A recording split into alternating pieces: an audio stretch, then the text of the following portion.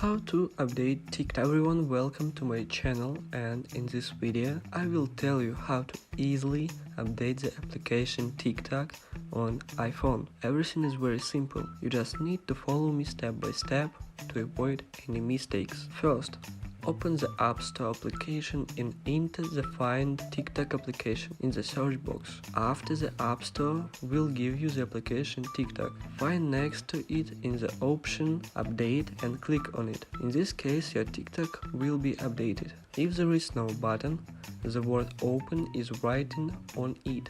Then you need to do the following. 1. Go to the application settings. 2. Find the General option and click on it. 3. Find the iPhone storage option and click on it. 4.